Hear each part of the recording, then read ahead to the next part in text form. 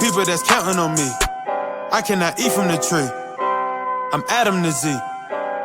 Z is my Eve. Watch how we getting it. Watch how we flipping it. Watch how we living it. Watch how we winning it. Watch. Yeah. Watch. Yeah. Watch. Yeah. Yeah.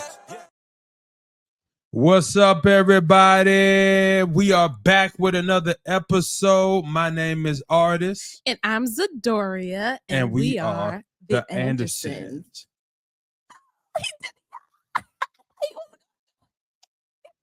Every time. They be waiting for it. Welcome back to another episode of the Forever Love Podcast. Yes. Listen, we are glad to be here. We got a fire episode for you today.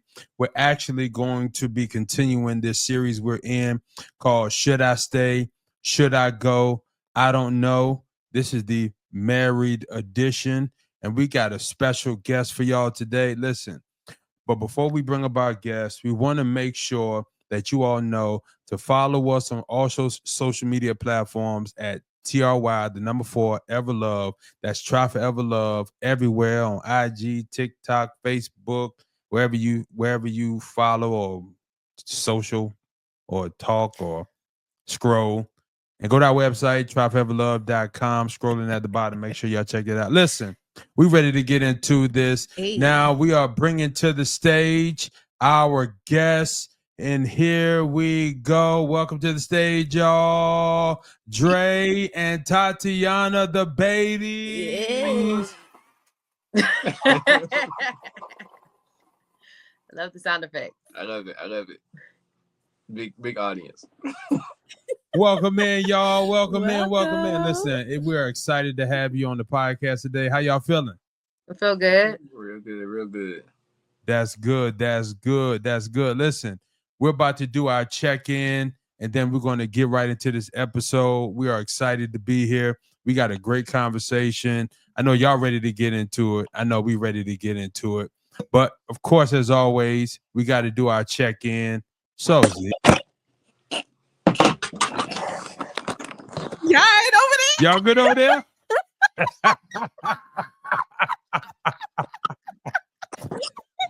Let's check in with them first. Right. Perfect timing. So, how are y'all doing? We're good. We're good. We're back. You know, sometimes it's ups and downs, you know? Yes. Yeah. Yes. We fall down, but we get up. So, Z, how you doing today? Listen, I'm tired. I'm tired today, boss. I feel you. I'm tired. How was work? Booked and busy. Because of the holiday. Listen, everybody think that we're off tomorrow, and we're going to be looking at each other like we're crazy. So y'all not really be busy tomorrow? No. How you doing emotionally? Especially after the holidays, a lot going on. Emotionally, I am doing better after yesterday's service. A lot, it's been really heavy on me. This past holiday season, I've been feeling a lot of people's like grief and hurt and just pain and stuff like that. So I was able to release it yesterday. So that was really good. And been praying for those, closest to me or, that's, near, far. So emotionally, I'm good now. I'm good. Amen. Yes. I'm glad you're better. Thank you. Yeah. Wait. Oh, how you doing? See, she wasn't even gonna ask me. Y'all no, because see what the husbands go through. No, so here we go. See what the husbands go. Because the past episodes, what you been doing? Oh, I've been good. I don't even get it out. You still gotta ask me. Okay. You're supposed to check on me. All right, baby. There we go. I'm doing good though. I'm doing good. Like to your point, it's a lot going on.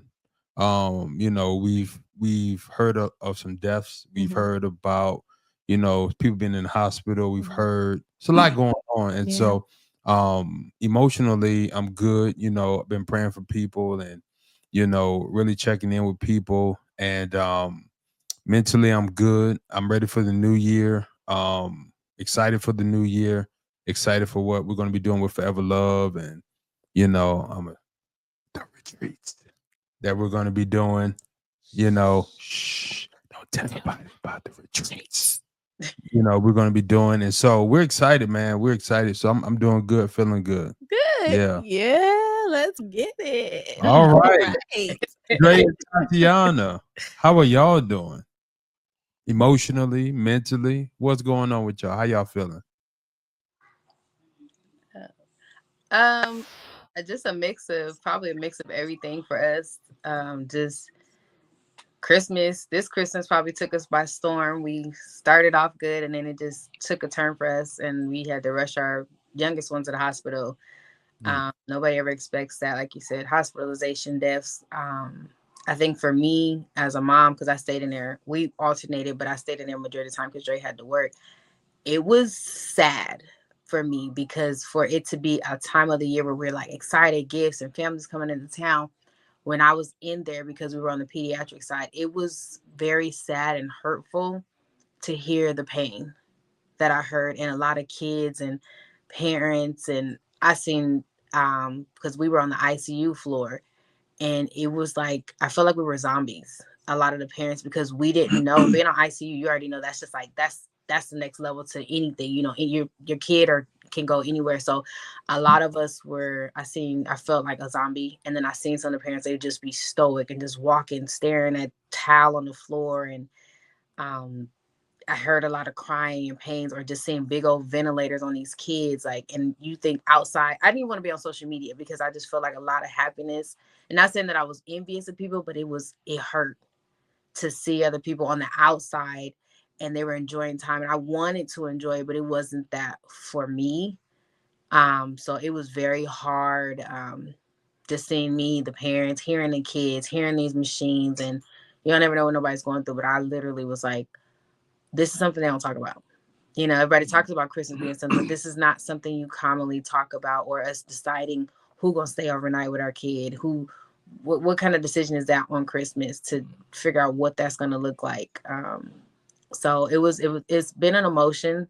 I thank God for my parents. I thank God for all the prayers and everything that everybody sent up, because I'm still finally trying to figure out what today's day is and date. I promise you, when I walked outside, I was like, what is today?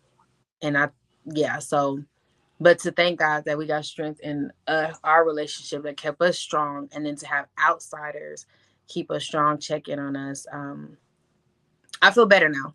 I feel better. So I'm thankful that we've got through the holiday, we've got through that, and he's doing a lot better now. Great. That's good. That's good. What about you, Dre? The same. Because you have to work through all this while it's going on, So days prior, I was, it was exciting. It's Christmas, and I'm taking photos of all the families and the kids, and I see these smiles, and then, boom, my son's sick, and I'm like, oh man, like all that excitement, it just kind of like went away. And y'all good? Hey, this is real life. This is real life. This is real life during the podcast, baby. Right.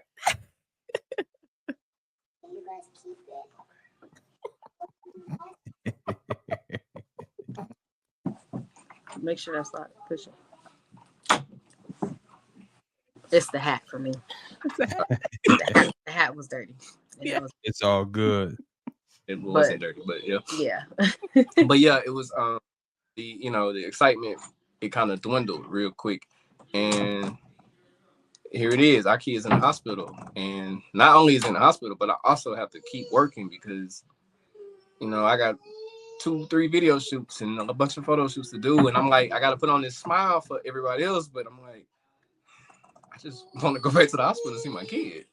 So, it was a trying time.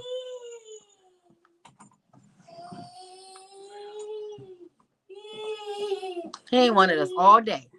Right. He cared about us all day. Him and my dad and the more they've been, as soon as we say we need 20 minutes, they like, oh no, you don't get that. It's all good. It's all good. But yeah. Whew. But yeah, we're better. We're better. Life is back. Life is back. Now, the child that was in the hospital, that's currently the one that was knocking on the door. Absolutely. The second knock. The second knock. Okay, amen. Well, he's knocking, he's crying, he's home. Hey, you know what?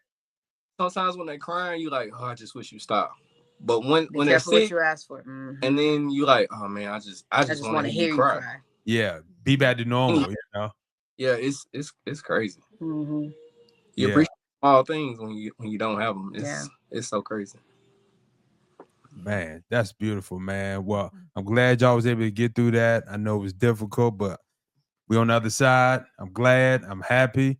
You know, so let's go ahead and get into some of the fun stuff. You know, get into some of the fun stuff. Y'all ready? Y'all ready? Yeah. So we're about to go to our question of the day. Y'all ready? Ready. All right. Question of the day. And these questions may come from audience, or it may come from DMs, or it may come from anywhere. So the person asks, I'm assuming they're in a relationship. They said, how do we make sure we're both getting our needs met? How do we make sure we're both getting our needs met? Is that physical, mental? So open it up. I'm assuming we can just answer it any type of way. You know, we'll let Z go first. Go ahead, Z. You want to go first, or you want them to go first? Dang, I'm trying to think. I know, I'm messing with you. I was putting her on the spot. Yeah, You thanks. know what? I'll open up. All right, Dre. I think communication, 100%. You got to be able to communicate. Babe, you know, my back hurt. I need a little back rub. You know, you got to put it out there. You know, if you don't say anything, was closed mouth don't get fed. Yeah. Communicate. You absolutely have to communicate. Even honestly, yeah, I agree with that wholeheartedly, because you can't get nothing met if you don't open your mouth.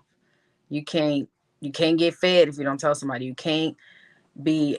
That's why I was like, is it physical, mental? But honestly, if somebody's not talking, then you know, I'm not. My husband should already know. My wife should already know. We don't read minds, so we don't know. So they won't be met unless they are said. So I think even physically, on a physical standpoint, you know, some people are like, well, guys always, I guess, an issue with sex, or vice versa with male or female. But honestly, women sometimes don't get those sexual, you know, fulfillments too. So it's just, you have to tell your partner, understanding that things change every 6 months, emotionally, physically. So maybe you like more to the left, now you prefer the right. So you need to physically open your mouth and tell your partner what's not being met. I think the communication will help with all of that, but just knowing that physical, and then emotional side, you know, you do get a lot older, and emotions change on how you think of things or how you feel. So you need to make sure that stays too, so that you can meet, and constantly be open to learning your partner. Don't think just because you've been married or with that person for this long, be open to know that things are different. Like now, Dre used to like J's, and now he's like, I think I'm starting to do better with dunks. So I'm like, oh, okay, well, great, because my pockets can afford that. So just knowing where we're at, yes, be open that things are and he's like, I'm not 20 no more, so I think I'm on my feet a lot more. Let me find out what's more comfortable. So knowing and listening to your partner. He said it. He didn't specifically say it to me, but I heard him saying it. So I'm listening to the way he's communicating, that he's changing, things that he likes are changing. So be open to listen and talk. So open to listening and receiving, and then also speaking out to your partner. Absolutely. Yeah. Yeah. 100%. Always have this saying that I tell this to clients too. If the way you get your needs met is by putting 100% focus on the other person. And I know that sounds crazy, but I always tell people, if two people are putting 100% of their focus on the other person, then nobody goes in lack. And when nobody goes in lack, everybody's needs gets met. And I think relationally, especially in marriage, people tend to become self-centered or self-focused, and to the I'm not gonna stutter. Already did. And I don't think everybody does it intentionally. I think humanism naturally causes us to focus on self, right? But in relationships, you have to 1000% lock in and be fully aware of if you're becoming self-centered and snap out of it. Like Mhm. you have to intentionally snap out of it because it's our nature to kind of even the people that considers themselves, I'm so selfless, I do things for everybody else. Yeah, half the time you're doing it to fulfill yourself on Mhm. the low, but that's a whole nother conversation. But we have to make sure we don't become so focused on ourselves and make sure that we tend to the other person more than we tend to ourselves. And it has to be reciprocated because a lot of relationships aren't reciprocated well. So it has to be reciprocated. It can't just be a one-way street. Two people have to do this. And that's, mentally or emotionally or sexually or financially, or whether it's with family or in-laws or the kids. Like Dre said it best, you gotta communicate. Tatiana, you said you got to open your mouth. You got to say something because things change over time. Absolutely. Oh, you waiting on me now? Yeah, I ain't Oh, want to okay. hog the mic. Yeah. 'Cause I You can sure keep about going. that? I know. Yeah, no. You just paused. Yeah. Well, to wrap it up, I would say that I guess what it boils down to is being vulnerable, being open to being vulnerable because a lot of people, even though you're in a relationship, vulnerability is not always there. Because it does take a vulnerable person to be honest and to be open and communicate what they're really feeling. So if you can't be vulnerable, then what are you gonna do? Yeah. Yeah, the vulnerability is a big thing. A Mhm. lot of, a lot of people, especially men, the vulnerability is a bit of a struggle, I think, generally speaking.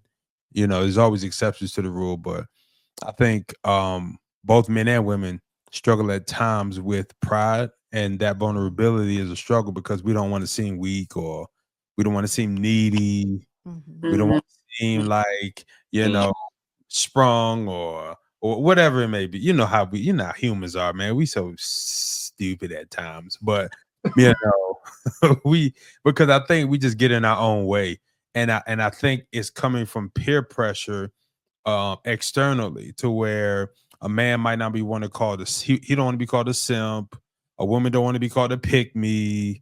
I mean, just all sorts of ideologies floating around in the culture that we try to avoid, and we end up actually harming ourselves, instead of just like my wife said, being vulnerable, and like Mhm. Tatiana and Dre said, communicating and being honest about the changes that is happening. So oftentimes when people aren't getting their needs met, it's because they're really shooting themselves in the foot, you Mhm. know. No pun intended, Tori. But I I think I had a conversation with somebody in just for like single people they're always talking about their standards.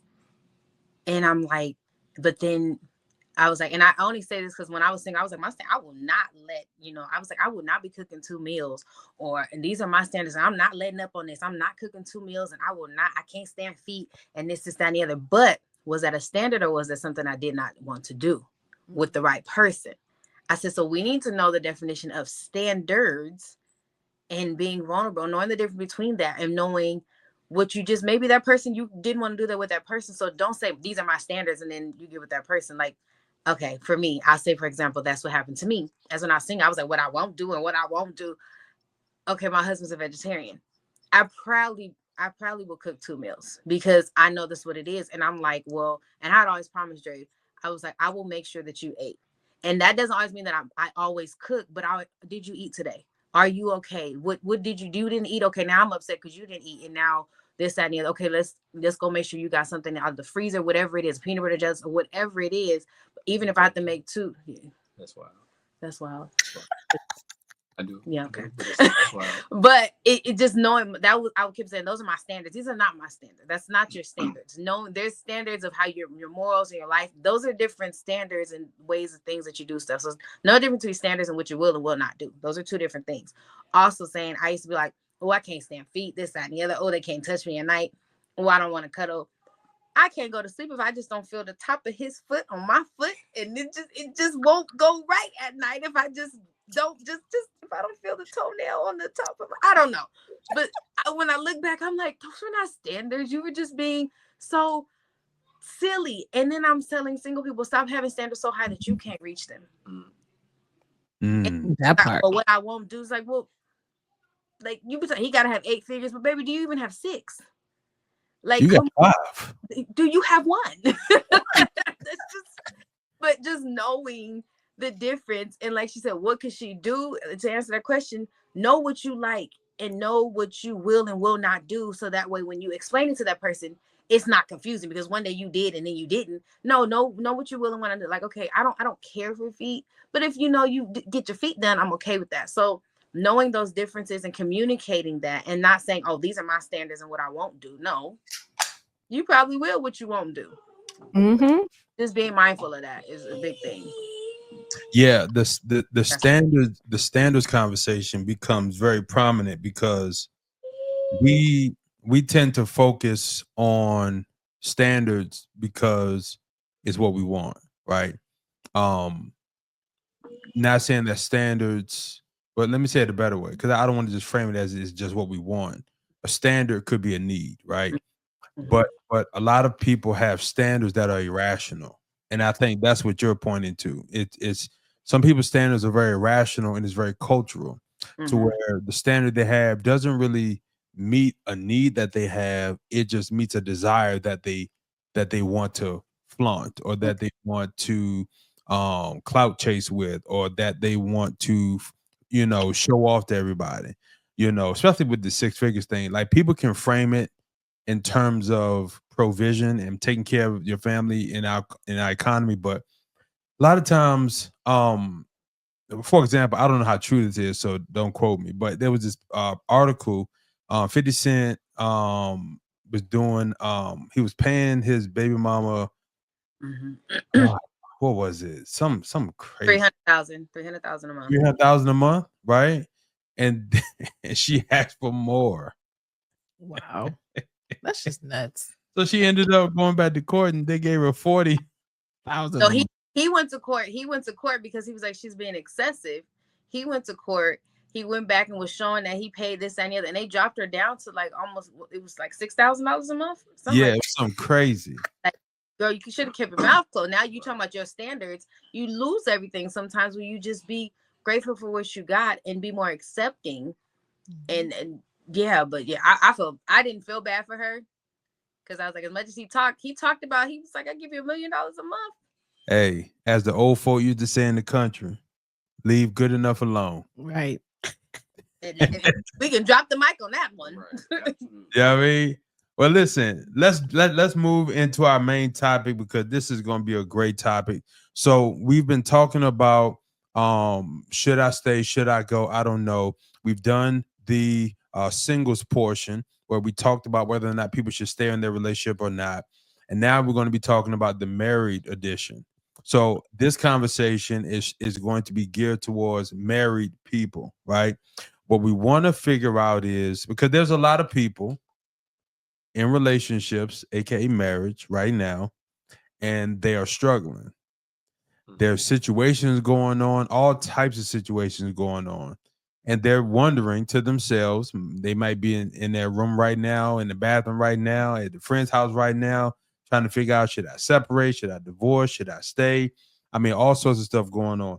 And so I want to kick it off with this. I did some research, because I always like to know the recent statistics on the top causes of divorce, right? So I researched what's this, December 2024. So I researched over the last 3 years what the top 7 reasons for divorce has been. At number 7, at number 7, it was incompatibility in intimacy, right? Whether it's sexually or affection, etc. Number 6, which was interesting, was substance abuse.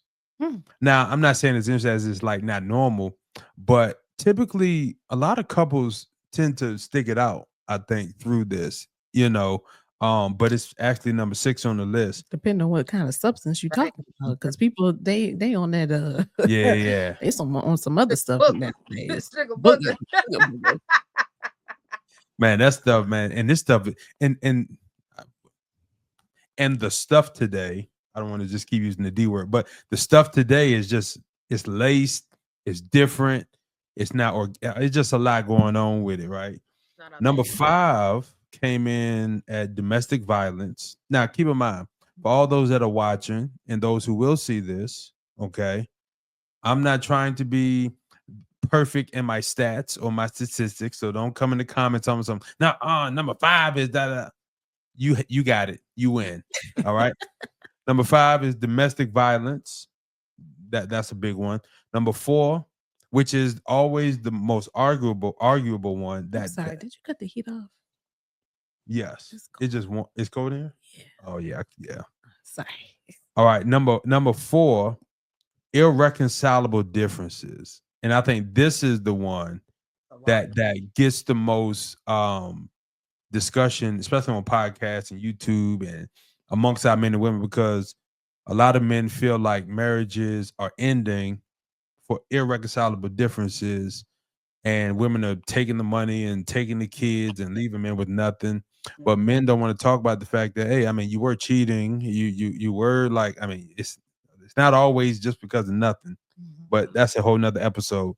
Number 3 was lack of communication. That's crazy to get a divorce because of a lack of communication. Talk to each other. That's crazy. Number 2, financial issues. See, the lack of communication, though, think about it. That means those people are actually probably ones just having physical conversations instead of Having sex. having Oh, sex. okay. Oh, yes. Yeah. You know, you can say sex, right? Yeah, I'm just saying. So number two is financial issues, right? Which we all know money can cause a lot of other types of stress. And then number 1 was infidelity, you know. So 1 and 2 is we kind of knew that. So I want to start off with this question. Tatiana and Dre. Dre, you've been married before, right? It was a practice run. It wasn't really a marriage. It was it was a practice run. practice. You know, Play. the real thing, you know. yeah. So with my first question, you might have more response than us 3, right? But I want to throw this out there, right? Because there are people who's going to watch this and they're going to be in situations and they're going to be wondering, should I leave, right? First, let's deal with reasons why people should stay in their marriage, right? Let's start there with the good side of it, because we want people to identify reasons to stay in their marriage. Now, me personally, as a believer in God, follower of Jesus, I do not believe in divorce, but I do not tell people what to do with their marriage because that's a personal decision, nor do I tell people what they should be doing regarding their marriage. If they ask me, I give my honest perspective based on my belief system, and I leave the rest up to them, because I never want somebody to be like, well, artist told me. No, I ain't tell you nothing. Would you ask me a question and I answered it based on what I believe? But I want to throw this out there, right? For people who want to stay, for people who are married right now who don't know what to do, what are some reasons that we can all give right now that would encourage people that they should stay in their marriage? Whew. Okay. Or some signs that they say, hey, if this is happening in your marriage, that's a reason to stay. So I like, just based on some past experience, on a past experience, if you can still feel the love, or I think that's a good reason to stay. If you can get into an argument and that person still fix you something to eat at the end of the day, there's something right there, right? There's a bit of love to you can base that on, and you can keep going. Now, if you get into that argument and you don't talk to her for 2 weeks, it's a little tough one right there. But I feel like if there's any inkling me get this word out. If there's any little piece of anything there that you can hold on to or you can build on to, I think you should push through. You should attempt to push through. Right. Yeah. And sometimes people do give you false narratives and, you know, like, I love you so much, but you know, they really don't. But yeah. Yeah. Yeah. That's a good one. Yeah. That's a really good one. That's So, a good one. No, I think that's good though, because I think whenever you have a reason to stay, it makes you fight a little bit more for the marriage, right? Because for a lot of people, if we're being honest, especially in our generation, right? You get a girlfriend, get a boyfriend, you break up. You get a girlfriend, you get a boyfriend, you break up. You get a girlfriend, you know how to divorce. You just know how to do it. You've been doing it your whole life, right? It's like we know how to break up. We know how to walk away. The only difference is you get divorced and, you know, kids involved, money involved, business involved, houses involved, cars involved. It's a different animal, which is why a lot of people are afraid of the paperwork nowadays, you know. And I don't believe that's a good excuse not to marry your woman. But the thing is that we're so good at breaking up, but we're not good at learning how to stay together. And so what you just said is powerful, because if I can find some good in this relationship, right? If I can find some of the good, because we tend to only hyper focus on the bad, right? And we tend to, I have a lot of my clients, right? My bad. A lot of my clients, right? When they come for counseling, right? Or when when the wives talk to my wife, right? Everybody just talks about the bad. So a lot of times we have to kind of bring the conversation back around and say, is anything good happening? Is your spouse doing anything right? Okay, let's talk about that. And then we'll talk about that for 30 minutes, and then it'll change the entire mood. It'll change the entire trajectory. And you'll be surprised how when people start talking about the good stuff and focusing on the good stuff, how it changes everything, right? But getting back to your point, if you can find something good to hyper focus on and say, all right, this thing is good enough and important enough for me to say, all right, there's still hope in this. I'm mad at you, but I'm still willing to cook you dinner. I'm mad at you, but I'm still willing to go pick up a dry clean. I'm mad at you, but I'm still willing to cuddle with you. I'm mad at you, but I'm still willing to come back home. Like all of that, to your point, is a sign of love. I'm mad at you, but I still want to sleep in your bed.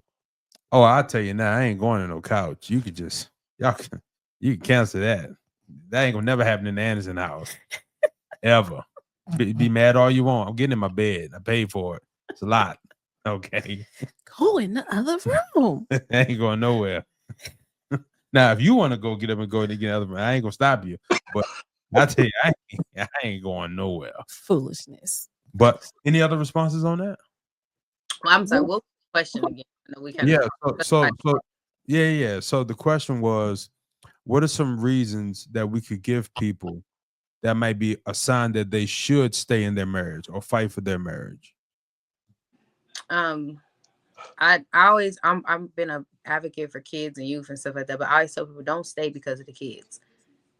Do not stay because of the kids. Have something between you both to stay, because if the kids turn 18 and then you just gonna drop the kids, or you raise your kids for them to learn and do stuff. So if you're staying because of the kids, then you might as well go now, because there's no point in dragging that on if the kids are the only thing that's keeping you going. So but I do think you need to, like you said, find some hope. If y'all like to cook, if y'all both like to dance, figure out, go expand and go, stand on that. But I tell people, like, if it's because of the kids, I'm like, this ain't gonna be it. We will both, we talk to people and I guess counsel people too. And like you said, that question, if you don't have, what is the good out of it, man? We've had two, and that conversation's scary. It's like scary when they're like, I don't know what she do good, I don't know what he do good, and you're like, so why are y'all here? I'm like, so what do you want? I just want her to stop yelling at me. Okay, well, when she stops yelling at you, what do you want her to do? because you're saying what you don't want. And I always tell people every problem has a solution. So the problem is she's yelling at you. What is the solution after she stops yelling? What do you want from her? So I think, like you said, if there's a sense of hope left, work with that and push through that. If you feel like there's no sense of hope, communicate and be honest. Stop dragging stuff on. Stop dragging yourself, because it's actually more stressful and more detrimental to you and your health holding on to something and being fake. Mm-hmm. I also feel like go back to day one and find out, why did y'all get together? What sparked that interest to make you want to be with that person? What made you say, hey, this is who I want to be with for the rest of my life? Go back, revisit that, and let's start over. And if you don't feel the same way that you did back then, I know things change, but if you don't feel the same way that you felt back then about the reason why you got together, then okay, maybe. But if you can find that common ground from back then, go back, revisit it, and just start Make over. it cool. Yeah, let's. Hey, I remember we met eating French fries. Not us, but go back to that restaurant, get that same order, sword fight with the French fries. Like, try to start it back over, and just see if you can rekindle that. Yeah. And I think, when people get married, I think people forget that marriage is supposed to be forever, right? Mm-hmm. Till death do you part.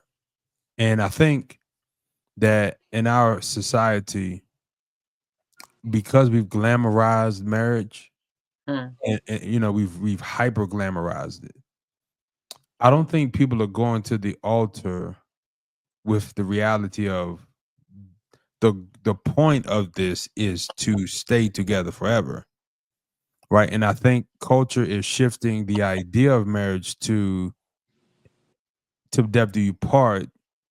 Now it's until you make me unhappy. Let me ask you that. Yeah. I feel like until that Instagram post no longer get likes, because everything now is just for show. Nobody's really in these relationships to be like, hey, I love you, I want to be with you forever. It's, oh, we look good together, let's take some photos. It's I don't feel like people are really in love anymore. They're in lust. And look. Right, yeah. And lust, and then look, like it looks good. Yeah. For that temporary time. Because when grandma and grandpa when they got married, there was no social media, there was no Instagram. Like they really loved each other. When grandpa. Hey, you know what some people gonna say when they watch this? No, she just stayed because she didn't have her own money. But see, now we can stay. You know how I go, and we're not knocking the truth, because that is true to a degree. But I don't want people to miss what you're saying. No, love does not tell old versus new. Love is love. It's not. Yes, the time has changed how you can find love. Yes, but love has no time on it. So the same love spirit that was floating back on grandpa and them is the same love spirit that's still here, holding on strong. What you do with it is how it will determine how it's going to be in your life. So it's not that, oh, grandma and grandpa had a different love. No, they had love. And that moo. Yeah, and the moo, whatever it was, but it's still love. You just have to figure out what love looks like for you. But it's the same spirit that's floating around. It's strong. It's there to death. Like I tell people, I ain't never wanted to fight for a partner, but I promise you. What's up? For this one? Yeah. I'm just trying to tell y'all. Like I prayed, I manifested for this one, and you about to tell me what? No, I'm sorry. So that love is there. You just have to find the person that will love everything about you. Love you through all the mistakes, love you through when you are wrong, tell you when you're wrong though. Because that's a big thing. We all but it's just because my spouse, I'm not gonna say nothing because that's my partner. You know how many times my husband had to tell me off camera, behind the scenes, that hey, that you probably shouldn't have did that, or that's not the best look for you. And I'd be like, what? And couldn't find out he'd be right. But we don't talk about how right the husbands be. That I said a woman is right. I'm not gonna lie, and I advocate for both sides. But a lot of the time, our husbands do be right, even if they behind the scenes. Our husbands do be right. They say woman is right. No, the husband, when they like that dog that can sniff somebody coming up to the gate and be like, oh no, that ain't it. And we be like, hi, how are you doing? He be like, hey, that ain't. that ain't Hey, it. relax. So Relax. I feel like the women are right when you in the dating stage. But when you get married, that husband right, because he gonna make sure you right. So the husband gonna be right. He gonna be on point all the Yeah. time. It's You like a gotta make sure. switch. I think it's like a switch. Like you ever think about like when they say when a woman gives birth for the first time, it's a switch in her that changes. Like automatically that mother just I mean, you just become a mother. Like your mind just switches to mother mode. So I think just being in a marriage, the husband automatically finds that protection because the Bible does say when the man finds a wife, he finds a good thing, he finds favor from the Lord. So if he finds that good thing, that means that he knows how to protect it and he knows how to bring that love, or he knows what to do with it because he found it. It's like a treasure now. So he's going to protect his treasure in any way, in any means necessary. So that would be No, that's I agree wholeheartedly. I look toxic gold over here. That's what that is, because we don't like I said, we don't talk about that. Like, like we said at the event, he was like, the husband is a prize, and everybody was like, what? The husband? No. But when even when he broke it down to me, I said, please, Sway, because you're gonna have to tell me. But when he did say it like that, I was like, you know what? Hands down, there was no argument, because I'm like, y'all are a prize. Y'all come with some jewels like onions. Y'all just unlayer stuff. If a real one will unlayer and make sure he said it right for you. And I don't, when my husband tell me stuff and I'm like, okay, or I wait to get home to be like, what do you think? And I be like, he'll tell me, I'll be like, okay, and then I have to absorb it. But I know he's right, and he has my best interest, and it's not because of control or this, that, and the other. It's for the protection, not just for me, but the whole family. Because if I go out there and embarrass, it's not about being embarrassed. I embarrass him. Did you know your wife was out here doing like? So it's not, you have to, and women get so, because you're still single and selfish. When you look at it from both sides, he did it from an unselfish standpoint to make sure that the whole family, the name, the Beatty name, that is not embarrassed. So People don't understand marriage. Like let's start here for a second. People don't understand marriage. Dre said it earlier. People are getting married for the appearance. They're getting married because it's cool, it's flashy, it brings likes and comments, and and let me go down this road for a second. Forgive me in advance. I don't want to knock what people do. I don't ever want to be the person that's like, down in certain things. But I'm using this to make a point, right? I don't think everybody wants to take pictures in pajamas in front of a Christmas tree. I don't think everybody wants to do that. There you go. Hear me out. Hear me out. Here we go. Now, keep in mind, we did it.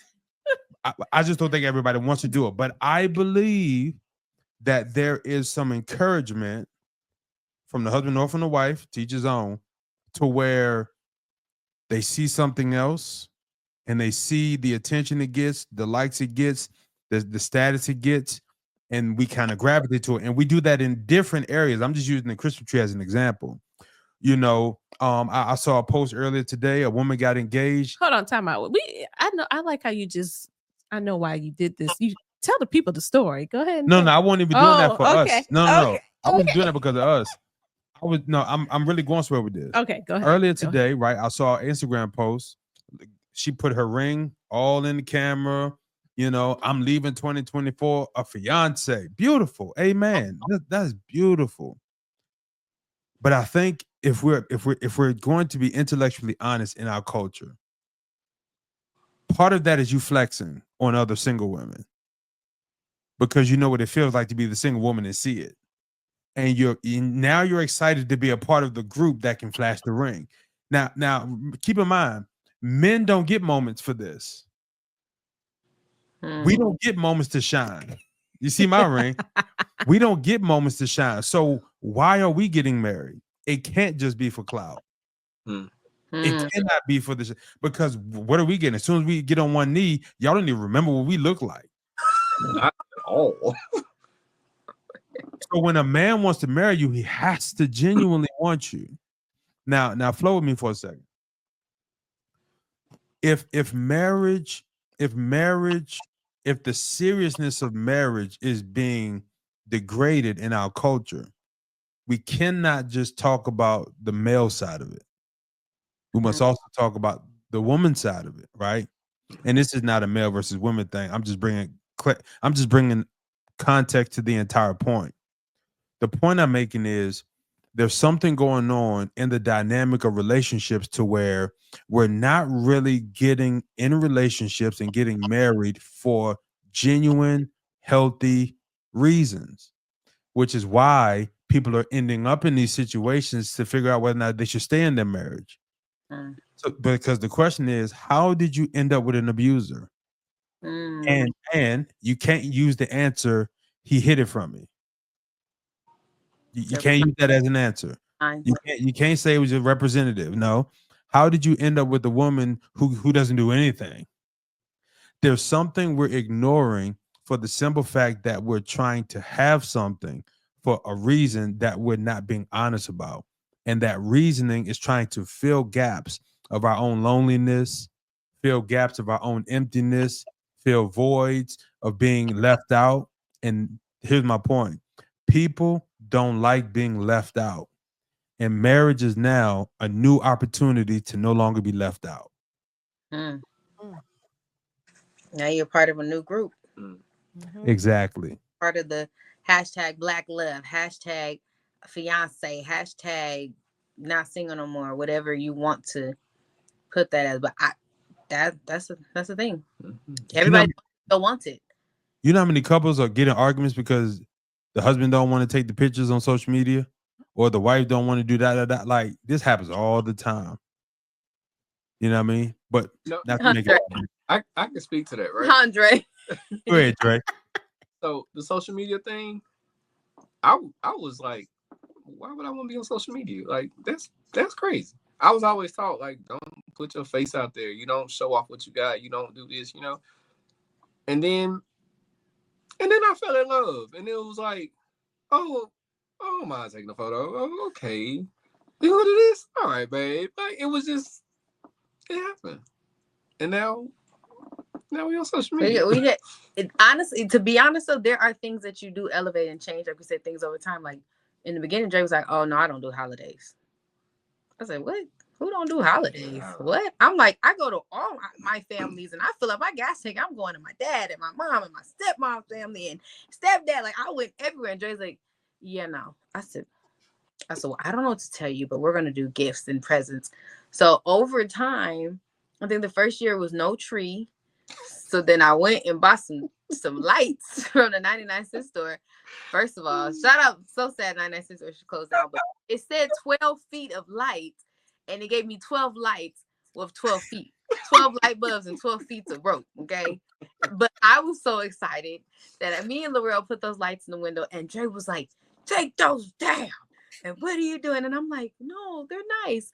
And after a while, I was just like, he was like, "If we're gonna do it right." I'm like, "You didn't even want to do it." And he's like, "Okay, well, fine then." Then the next year we get one tree, and then the next morning after Christmas, the tree was down. I said, "Jesus Christ, this man do not want Christmas."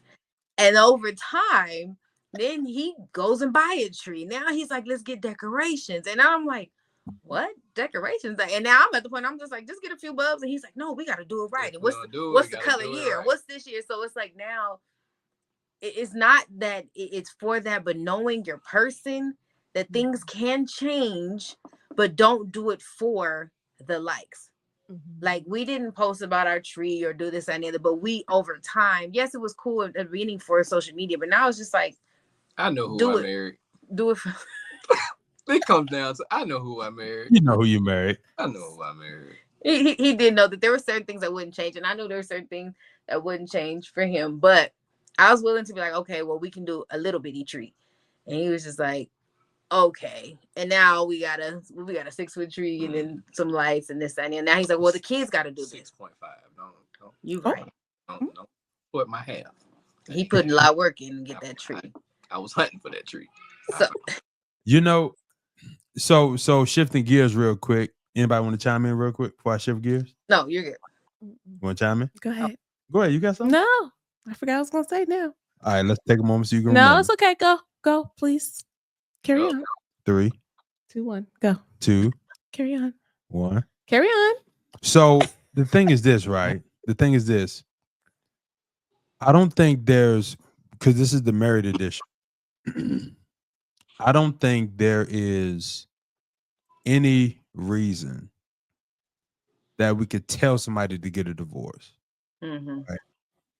And I know to some people when they hear that, it might be like, no, abuse, cheating, da da. Listen, I'm not knocking if somebody gets a divorce because of infidelity or abuse. I'm not knocking it, but I've seen people overcome it. Mm-hmm. I've seen people change. I've seen people grow. I've seen people mature. I've seen it. Mm-hmm. So when you've seen it, it kind of changes your perspective on being careful not to quickly tell somebody, "Oh, they doing this now. You need to divorce them and move on." Because when you're not the person that has to move on, it's always going to be easy for you to tell somebody else to do it. Absolutely. Child. Right. And so I think the friends of the person have to be very careful. The family of the person has to be very careful. And I think even in the comment section of social media and YouTube, we got to be careful. Yes. We're always telling people what they should do. Mm. And I do believe sometimes it comes from a genuine place. And I do believe sometimes it's driven by people's personal experience. If you've been cheated on and it broke your heart and it broke you as a person, yeah, you're probably more inclined to tell somebody, "Oh, they cheated on you. No, you need to leave him, leave her." We get that. But generally speaking, I don't think in the marriage space there's any particular thing that we could say, "Hey, you should divorce them because of this." Now, if they cheat on you and you decide to get a divorce, justifiable. If they are physically abusive, mentally abusive, etc., that's just okay. We understand. But caveat, just because you call it abuse, don't make it abuse. I'm just throw that out there. That's a whole nother conversation. Because sometimes people, you got rid of my cat. That's abuse. It's like, come on now, let's just slow down. Okay. Because it happens. It happens, you know. But just generally speaking, infidelity and abuse are always typically the two major things that comes up when people are trying to decide on whether or not they should stay in their marriage. What are y'all thoughts on those two subjects? I would say for one, when you were saying that family and friends and this and the other, knowing, I was like, we need a whole day for that one, for that conversation in itself. Just knowing who to surround yourself with, because you want to know about how to stick through a marriage. You better talk to some married people. I'm sorry, but your single friends, I do not think that that's who you need to be on a phone call with. I just my personal opinion.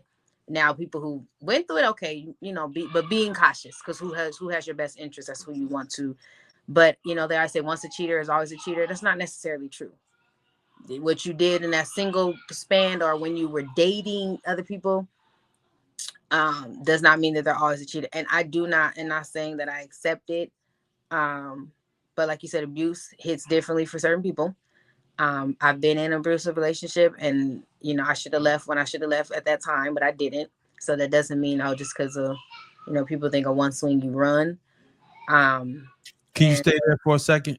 Like, kind of talk about why you stayed. Maybe this can help some people who might be in that situation. What are some of the reasons you stayed in that abusive situation? Was there any hope or? When I stepped outside of the box and I looked at it, honestly, I stayed for the physical. The sexual encounters was what was, like you said, go back to what kept you. How did you get there? I think I'm being honest and transparent with this whole thing. After our first sexual encounter, we talked about a relationship, which I think we should have took time to get to know each other first. And that was, I think backwards for some people. So of course I was treading and chasing after the physical attraction, and it was like his height, he had body, he had nice this, and he could sing and everything. It's like something you see on a movie, you're like, baby. But I felt for the physical, and I kept going because everybody, you know, you hear like, girl, oh, he's so fine, he's so fine. I'm like, yep, I got the good one, but not knowing when I get in the car, I'm gonna be knocked upside of my head because I went to go talk to my friends 5 minutes too long, getting pulled away from family events, and didn't see it was verbal first. It was first verbal abuse that I didn't know was even a thing. And then it was the emotional where it's like, oh, you know, you don't want to stay with me, and it was just like guilt tripping me. And then thinking that we were so exciting because you want to sit in the restroom with me while I go to the bathroom. And I'm like, oh, I got me one that just want to. And actually, that's not a thing. You should be able to go to the restroom without somebody monitoring you. And it was really, I stuck around for the physical. I stuck around because of the way he looked and the way that he made me feel when actually I should have left a long time ago. Right. But Can I dig a little bit? Mhm. You stayed because of how he made you feel, right? So I have to believe that there was a dichotomy of moments he made you feel good and moments he made you feel terrible. And how did you reconcile those moments, right? in the beginning, I didn't. I like, oh, he's older, so I think it just makes sense. I think what he's saying is making sense when I'm in actuality, I'm like, um, I thought, okay, I'll tell you a good and bad where you would think it makes sense. So um he was more of a fitness head, and one day we got gym memberships and things. I'm sorry, gym memberships. And he was like, I was like, well, why are we pushing so hard? He was like, well, have you looked at your genetics? He was like, you bound to be big. So if you don't take care of yourself, he was like, you might want to do better. You want to be better than what's going on in your family. So do better. He was like, you want to be the next generation of do better. So let's do better. So to me, I'm like, yeah, I want to be better than the next generation. Not knowing he just bashed me and uplifted me in one conversation where I'm just like, oh, he want to make sure I'm healthy and I go for a long time. I didn't see it as, first of all, you just down my family, my genetics, first of all. Oh, okay, not the thumbs up. And um you just down my family, but you lift me up. So I'm just like, oh, okay, yeah. No, I don't want that. Thinking that was motivation was actually putting me down, and the whole sentence was a down put. But I just was like, oh, okay. And then thinking he wanted to spend more time with me. So I had to work out at the equipment where he could see me. I couldn't be on the treadmill when I finished. I had to stay there, whether he's playing basketball or whatever. I had to work out where he can be in eye contact with me. And I was like, oh my God, he just loves what I'm doing, on in my head, thinking it's a good thing when actually it was a bad thing. But I didn't see until I got out of the box.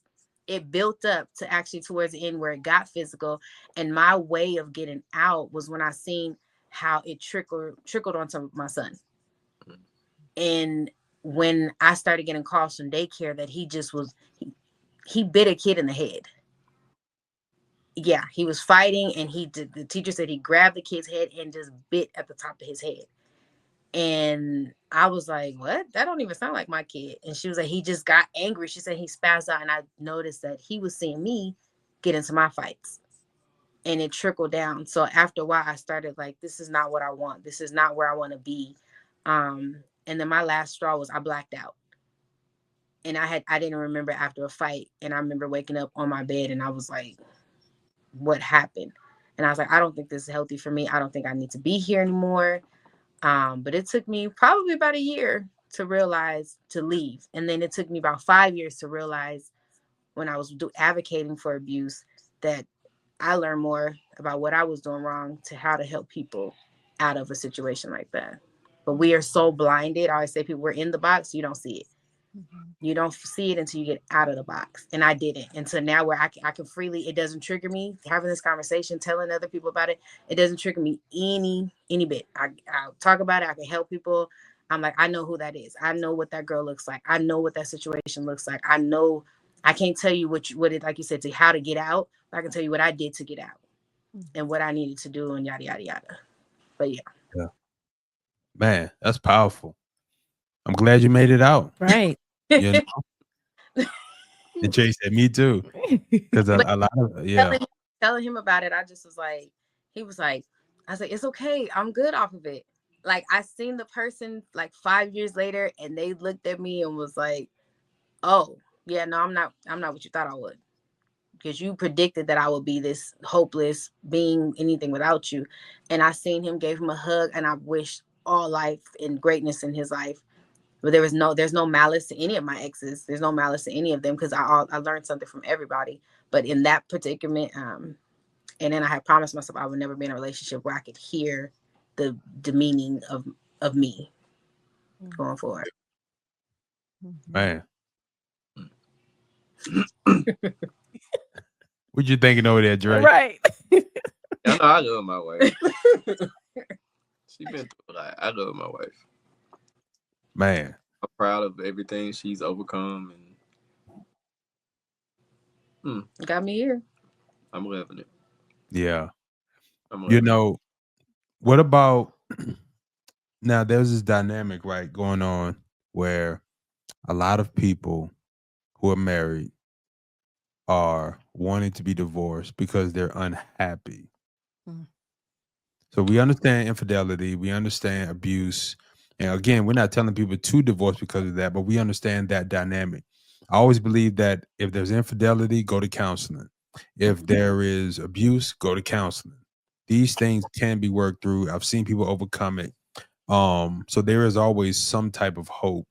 And I know even saying that can be dangerous for some people because they might be in a situation where their life is on the line. And I would tell them, if your life is on the line, don't look for hope.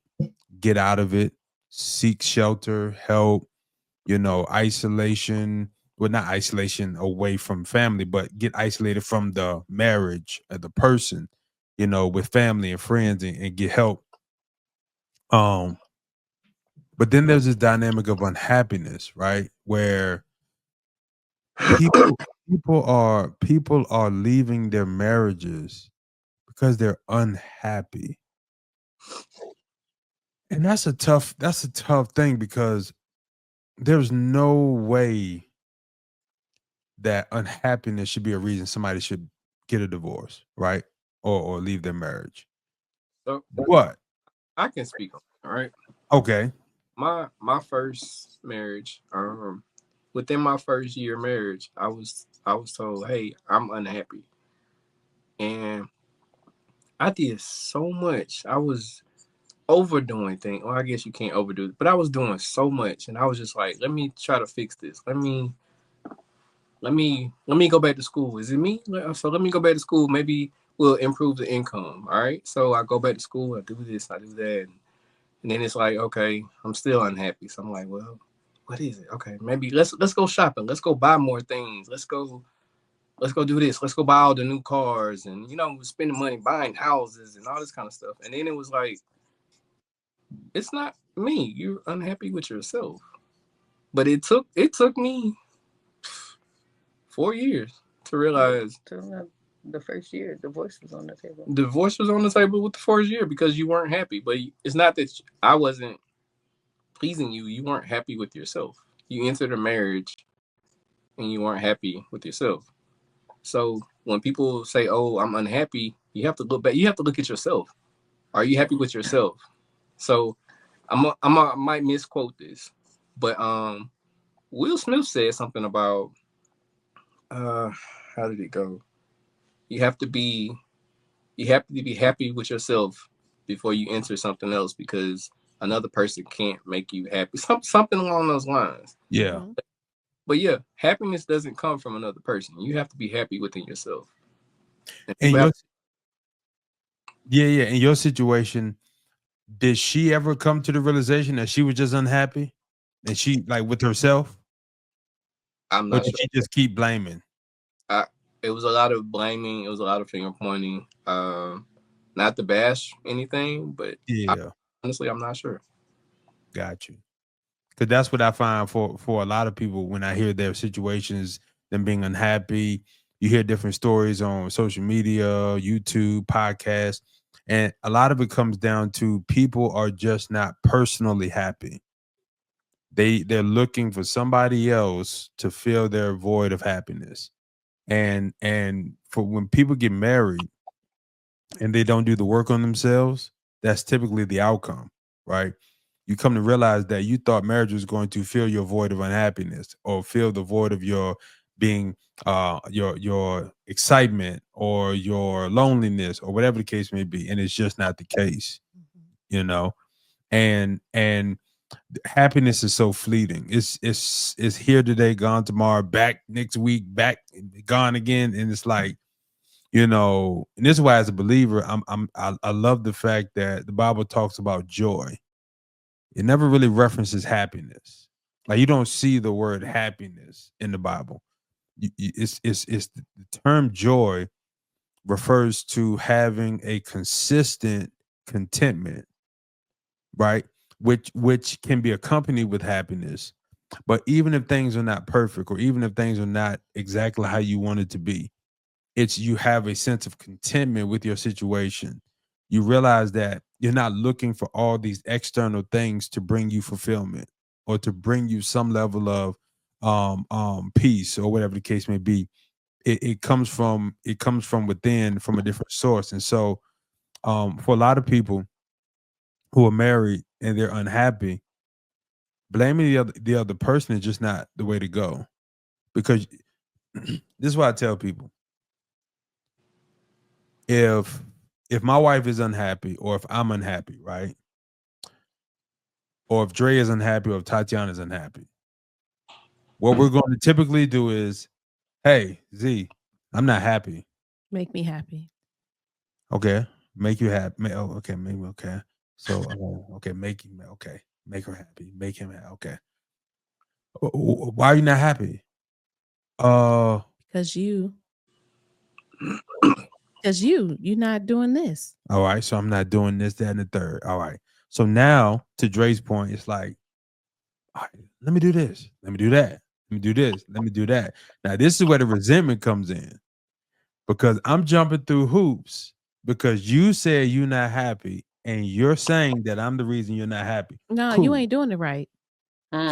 So now I'm not doing it right. Mm-hmm. Okay. First, I wasn't doing enough. Now I'm not doing it right. Mm-hmm. And it's one of those things where it never ever stops. Mm-hmm. And this is where a lot of people feel it's like nothing I do is going to make you happy. Yeah. Which should be the light bulb. Mm-hmm. If nothing a person does is creating sustainable happiness, it's probably you. Because it's not like all right, hey, for example, I might be AZ.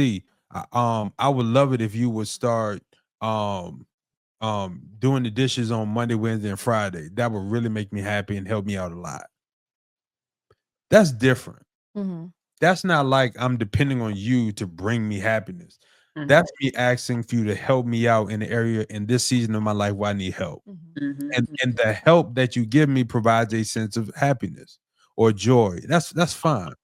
But it's not the type of happiness where I'm fulfilled and looking for fulfillment for you to feel some emptiness. It's like that's a totally different animal. And for a lot of people, they're looking for people to feel emptiness and voids in the name of being happy. And so when people are not happy, they find reasons to walk away or leave the marriage. And you should not leave a marriage like it's a relationship. There should be, to Dre's point, he was working, he was fighting, he was trying to find solutions. And it was like, oh, you just ain't gonna be happy with nothing. Oh, you get what I'm saying? Mm-hmm. But it took you what, 4 years?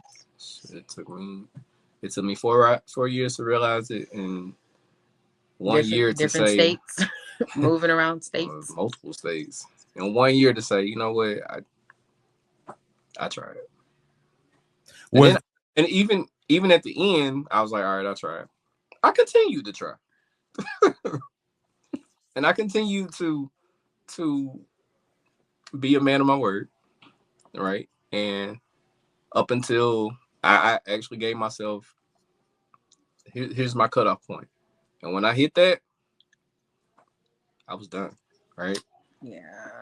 It was tough. Yeah. It was tough. He still, even during the official divorce, that everything and the paperwork and everything, he still upheld his end of the bargain, but it trickled over to our relationship because he still made sure that she had a place and somewhere safe and a car. And I'm like, I thought this was done and y'all done did this, and I'm like, but being a man of his word, I know it was tough on him because it's still like, okay, well, I gotta go make sure she not upset that I'm gonna go make sure I help with her, and it was very trying for us, for me, because I'm like, I was still in that mindset that this should have been over, this should have been done, but it wasn't. So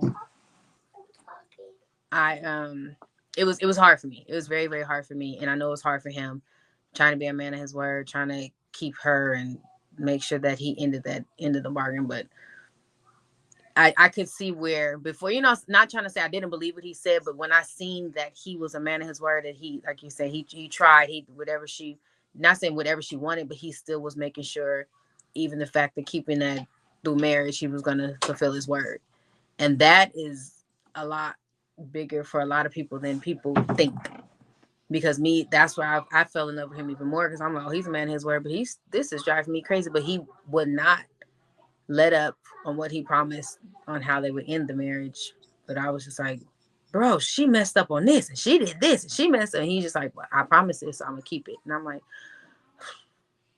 but he is that person. It's tough. Let's say. Yeah, but I think it's giving people the understanding that if you are in a marriage and you're contemplating on whether or not you should leave, and the issue is happiness, you have to ask yourself, what is my spouse doing or showing me that I'm not seeing, or that I may that you may be blinded to? Because I think for a lot of people, it's like, yo, do you not see the effort they're putting in? Do you not see that they're trying to find, to make you happy? They're trying to, bring some fulfillment. They're trying to make it work. They're making changes. They're making adjustments. You wanted to go on a trip. They took you on a trip. You need a vacation. Went on vacation. You feel like y'all needed more money. They got a different job. Like there are a lot of people in marriages right now where they're constantly making the effort, and the other person is just finding other reasons to still have issues. There's a thing called love languages, right? Mm-hmm. For a person to be happy, you have to know their love language. So if your love language is gifts, then that's what makes you happy. If the other one is affection, or I don't remember all of them. Gifts, yeah. It's gifts, acts of service, words of affirmation, physical touch, and quality time. There we go. So if you're not getting that, then you're probably not going to be happy. So it does take a person to listen, to communicate with you, to know what your love language is, and that's what makes you happy. Well, in a sense, that's what makes you happy. Right. So I think it's just then that falls back on effective communication. So communicating, I feel like communicating is the number one aspect of any relationship. You have to be able to communicate any and everything. I think too, people need to have the awareness, because if you have a Oh, sorry, I keep pulling her headphones. If you have a awareness, awareness of your emotion or what you want, and some people may not be able to effectively communicate, but being able to, learning how to, well, I guess you would say communicate what you're trying to say. But I think the biggest thing, I don't even know what I'm trying to say. Why am I'm all over the place today, y'all? Sorry. All right. You take your time.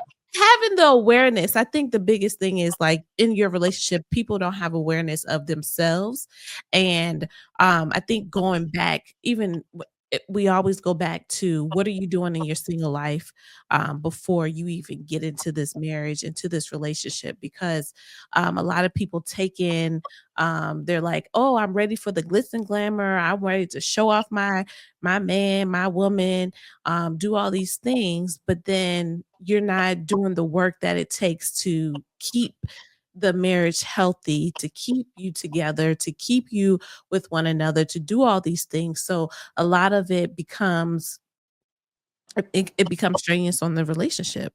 And you know, I think we have to take in consideration that when you don't effectively communicate or really know yourself, that takes a lot away from the marriage. And then people go into you know, you make me happy, but you really don't know what makes you happy because you don't know yourself. So if you don't know what makes you happy, how you think somebody else, you gonna tell somebody it makes you happy, but then tomorrow that's not the thing that makes you happy. So you got to know without a shadow of doubt what is great for you, and you can fulfill it for yourself. And then when your spouse is able to add to what you already have done for yourself. So we have to learn to make ourselves happy and be content with what we have. And then your spouse is just a added addition to it all. And getting married doesn't mean you're going to be happy every day. Right. That's not in the contract. Mm-mm. It's not in the promise. It's not in the guarantee. It's not in the fine print. It's not on the last page. Mm-mm. It's just not. But a lot of people get married thinking that they're going to be happy, like this is going to be the solution to the missing piece of your relationship. Let's get married. But no, that's not the case. Like marriage is not the case to it's not the icing on the cake. Literally, listen. Hey, listen, if anything, it probably your It's the relationship. flower. It ain't It's the even flower that listen that you're gonna have to pick out some weeds because something is always gonna try to destroy that flower. So, you know, you listen, this ain't for the faint, but people they want to do it and they just tap out. I'm tapped out if it ain't the way that they think it's supposed to be, if it ain't social media approved. Yeah. I think that people, like you said, people think of it as me and Dre were talking about that the other day. I think people get so upset at other people because we think that we're going to react. They're going to react how we would want them, or we think that they should, or how we should have reacted. And that's where I think in 90% of friendships, relationship, businesships, everything would be better.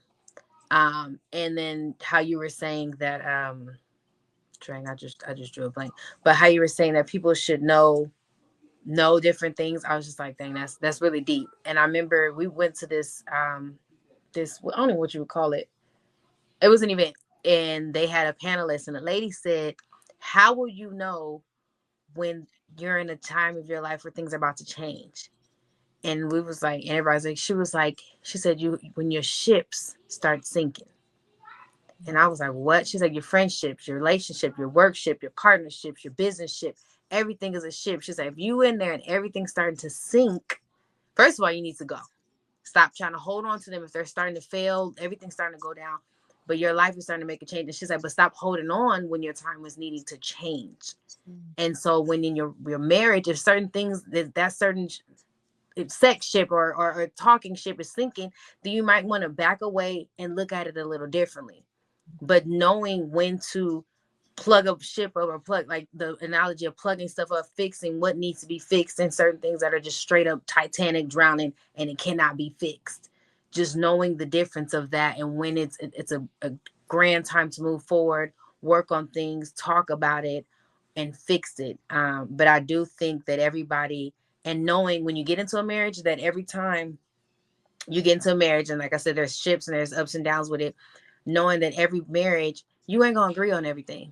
Know that you will get in there and you will be okay to agree to disagree. I'm telling you, me and my husband bought this house, and it was trying with these decorations, but I had to agree to disagree, child, because I don't think that looks good over there. But why are we getting annoyed, and my eyes should never roll that hard over a picture? But it's okay. I'm not gonna leave my husband because the whole time we were trying to get the house together, I didn't agree with the second living room. And we got 2 living rooms. Why? But I didn't agree with the second living room to look a certain way, So, but I'm not like I'm gonna run out of the house and agree because I'm unhappy at 10 seconds of the day. So just knowing that you are not, just because you're married, you're not gonna agree on everything. You're not gonna always be happy. You may not for 5 seconds, but I do not like him right now. I don't understand why you keep asking me this. Why you keep saying this? Because I told you we was going to dinner 2 weeks ago. Now you done made me mad because you're like, well, when did you tell me? It's on your calendar. When did you put it on my calendar? Bruh. And at that point, you're like, I do not like him right now because he's about to make me upset. But we know it's okay. You may not like that person. You don't like your job, but you still show up. Why? Why you treating your job better than you treating your marriage? Mm. Or women, why? And women, I can't say this for men, but a lot of men will cut off. But why do women treat their friendship so horrible and treat their spouse a different way? Or they treating their friendship so hard and work for their friendship, but you don't want to fight for your marriage. And I just like, so just be mindful. I always say that it's not always gonna be good days, but just know on the bad days, just fight for it. The same way you will with your friendships and your job. Do the same thing. I had a recent conversation. I got a friend who's going through a trying time in his marriage, and he called and he asked for advice, and coincidentally he had he had an inflatable in the yard for the kids, and we were FaceTime, and I said, hey, you see that inflatable? He was like, yeah. He was like, yeah, it's in my yard. I paid for it. I'm like, no. I said, the inflatable is like your relationship. And he was like, what? And I said, it's like your relationship. I said, you pump it full of air. I said, it's good. I said, over time, if you don't put more air into it, it starts to deflate. And he was like, oh. I said, well, you put the air back into it. I said, it pumps back up. I said, you can walk out there, you can stab it. I said, it's going to deflate. But you put a patch on it, puts the air in it, and it rises back up. I said, so whatever you do, you got to put work into your relationship. And he was just like, come on, preach, Pastor. And he was just like, oh, I like Dr. that. Dre. Right. You feel me? You like my little analogy there. But I just feel like in a relationship, you have to put in work. You can't just get married and say, oh, everything's good. No, that's what? No. That's like going to school, getting a degree, and expect the job to fall out the sky. It's not going to happen. You gotta have some years of experience. You have to For real. You have to put in the work. So for anybody that's listening and you feel like your marriage is not going where it should be, put in the work. Drop the mic on that one. You have to put in that. That's a mic drop. For real. That's a mic drop. I'm like, Well, listen, before we get out of here, because we're gonna mic drop on that one. Listen, that was dope. That was good. That was good. Listen, you know, for everybody who is listening, you gotta put the work into your marriage, which means you got to put the work into yourself. Don't work at trying to change your partner. Work at maturing yourself, growing yourself. Because you know how people do. Yeah, we got to put the work in. And the first thing we do is tell them what they need to do. I would encourage everybody, go in front of the mirror and practice first before you talk to them. Tell yourself what you need to do, you know. And for everybody out there, your marriage is on the rocks, you know. If your marriage is on the rocks, listen, tryforeverlove.com. Here for all your relationship needs. TRY, the number 4, everlove.com. We are here for all of your relationship needs. The link is in the bio. The link is in the bio. Listen, and if you love everything you heard from the Baties, hit them in the inbox. Get that counseling. Get that help. And don't be cheap. Open up them pocketbooks. Open up them wallets. But listen, before we get out of here, we want to do our scenarios, right? Something fun, something light. Don't think like a married person. Just think like a human being, right? We just want y'all and, well, all of us, we're just going to answer this free flowing. You don't have to be politically correct. There is no right or wrong answer. The what would you do scenario of the day. Y'all ready? Let's go for it. All right. Your spouse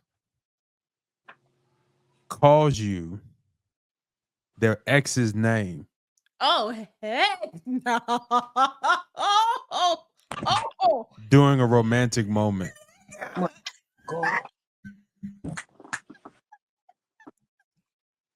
What would you do? That's you it. know what? I think that romantic moment might end. I think I'm going to get up. I'm going to stop. I think my mental is going to be like, whoa, wait, what just happened? What is my name again? Let me call my mama. Make sure this is my name. That's. I think the romantic moment probably ended. What would you do? Listen, I got questions. I got questions. Oh I man, got a lot of questions. First of all, y'all, those that are watching, put in the comments. Let us know Yes. what you would do. but I got a lot of questions because first of all, why in the do I even what? Do I look like her? Do I smell like her? Do I sound like her? And why are you even like what? No. Alicia no, Keys, you don't know my no, name? You don't know my name? You did. Look. Yeah. You know, I think got for me, the first thing I would do is say, I would ask questions. Because for me, I don't just react to stuff. Like the first thing I go into, I start asking questions, right? And I said, for me, I'll say, what was going through your mind just now? What are you thinking? So the first thing I would do is start asking questions because I need to understand what your thought process was, what happened, because it could be innocent, even though it probably isn't. Yeah, you had to be thinking. You had to be thinking about a moment that something that happened. I'm giving with the that benefit of the doubt. Oh man. Now, if you have a fresh relationship, okay. Mhm. But we're talking about you've been in it for Yo, you've been in it for a minute. Talking about marriage. We're We're talking on about marriage. Yeah, side. you said spouse. Yeah, It's spouse. Exactly. We're talking about marriage. What if they like 3 months married? Oh, you had to date and be engaged for a while, so exactly. What if they got married? What if they met each other last month, got married next month? All right, and that's a little fresh. Look, I'm gonna just say, the moment's still over. I've been on the other side of it where I've had the phone call of a spouse of them calling because the spouse said said my name, and I'm like, oh, what would you want me to do? I was like, yeah, and I was just like, I don't really know, and she finally confronted me. It's like, this is not the first time, and this I think it was her last straw was during intimacy, because they would argue and he would say my name, or like when they're tit for tatting or having a conversation, and he'd be like, oh, you so. Ooh. So it was just a thing that. So I was just like, I really didn't know what to do for her.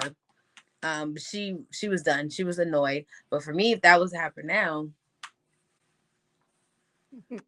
baby, I'm gonna fight you. I'm just like, you don't get to leave. I'm gonna fight you, and you know what they say: swing and ask questions later. I'm gonna be swinging and asking questions because I just have questions. Like, where were you for you to think that it was okay to do that? Where did you go in your mind? That's one of the questions. No, that's the biggest thing. Oh, okay. We're not going to. Okay. All right. Just curious. Oh, what you say, Dre? Erykah Badu, but we're not going there. So okay. You playing? I'm gonna call Lance if you would. Oh, I'm gonna call Lance Gross. Here we go. Lance Gross. Oh, we got the celebrity crushes again. Oh, here we go. What is the question that you asked? Would you give your partner a celebrity pass? Oh yeah, absolutely not. Absolutely not. Oh no, ain't no way. Where's your mind? Is the question. Why is your mind there? Listen. But, okay, think about it though.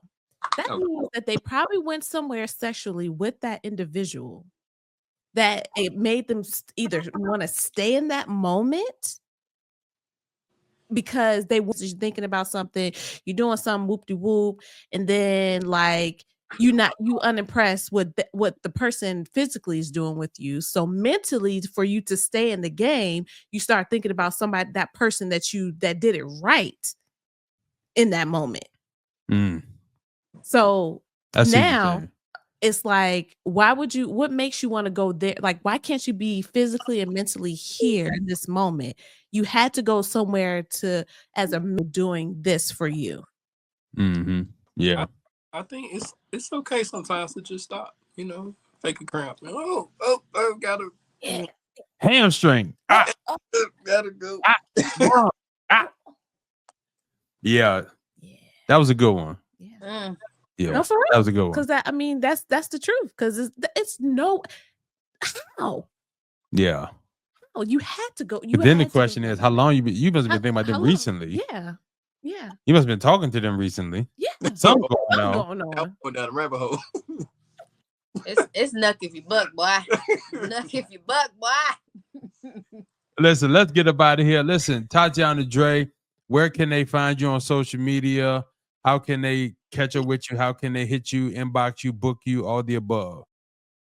You can find me on Instagram at CEO.Tatiana. Tatiana with an I, not a Y. Sorry, y'all. The kids are reconstructing everything. Are you good? You can find me Shots by Dre, Shots by Dre. Same on Facebook as well. And your website. And the website, shotsbydre.com.